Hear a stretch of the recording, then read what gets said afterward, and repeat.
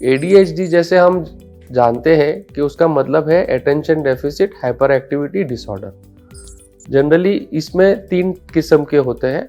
एक होता है अटेंशन डेफिसिट, दूसरा होता है हाइपर एक्टिविटी और तीसरा होता है कंबाइंड टाइप। तो जो हाइपर एक्टिविटी और कंबाइंड टाइप जो होता है वो जनरली हमारे ध्यान में जल्दी आते हैं, उनकी कंप्लेंट्स ज़्यादा होती है। तो वैसे बच्चों को पेरेंट्स मान भी जाते हैं कि चलो इनको कुछ तो ज़रूरत है, क्योंकि स्कूल से कंप्लेंट्स आ रही है, टीचर्स कंप्लेन कर रही है, बच्चा खेलने जा रहा है, वहाँ पे दोस्तों के साथ झगड़ा हो रहा है, उसके पेरेंट्स दूसरे बच्चों के पेरेंट्स कंप्लेन कर रहे हैं कि आपके बच्चे ने ये कर दिया, आपके बच्चे ने वो कर दिया। सो ये बहुत इजी होता है इनको एक्सप्लेन करना कि आपके बच्चों को ADHD का प्रॉब्लम है, उनको ये ट्रीटमेंट की ज़रूरत है। लेकिन डिफ़िकल्ट कब होता है कि जब प्रीडोमिनेंट मतलब ज़्यादा अटेंशन डेफिसिट होती है। अटेंशन डेफिसिट जब होती है तो बच्चा बहुत क्वाइट होता है।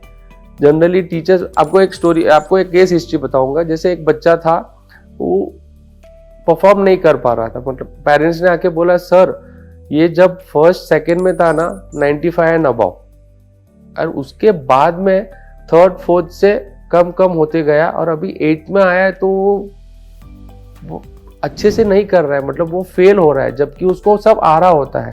और आप उसके पेपर देखोगे तो सब सिली मिस्टेक्स, आप उसका पेपर देखोगे तो कहाँ पे उसने क्वेश्चन का आंसर ही लिखना भूल गया है, कहाँ पे उसने लिखना चालू किया लेकिन आधे में छोड़ दिया है।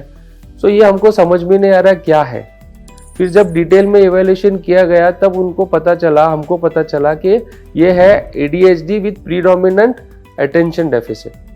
तो उसमें उसको समझाना पड़ा।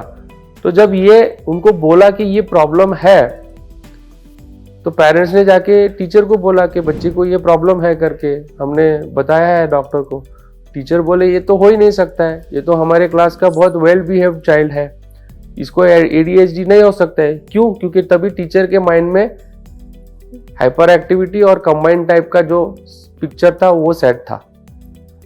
फिर जाके स्कूल के काउंसलर के थ्रू जब टीचर से बात करके टीचर को समझाया गया, ऑफ कोर्स ट्रीटमेंट किया गया, मेडिसिन दिया गया, तो जो बच्चा का ग्राफ डाउन जा रहा था वो फिर से अप आने लगा। क्यों? बिकॉज वो बच्चा अपना परफॉर्मेंस अपनी बुद्धि क्षमता के हिसाब से कर पा रहा था।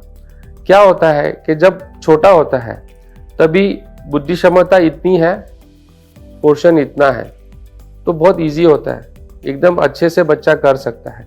लेकिन जैसे ग्रेड्स बढ़ते हैं 6, 7, 8, तो अटेंशन इतना ही है, बुद्धि क्षमता इतना है, लेकिन अटेंशन इतना है, पोर्शन इतना है, तो वो चाइल्ड कोप नहीं कर पाता है और उसकी वजह से उसके ग्रेड्स कम होने लगते हैं।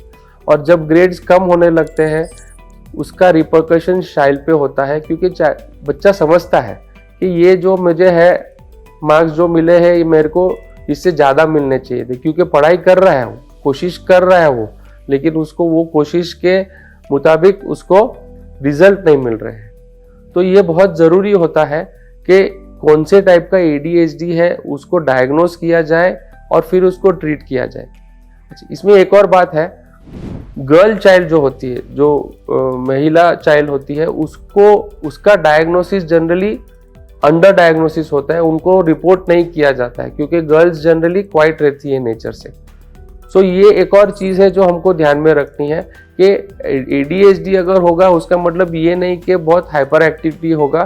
शांत बच्चे क्वाइट रहते हैं जो क्लास में, जो बहुत ओबीडियंट होते हैं, उनको भी ADHD हो सकता है।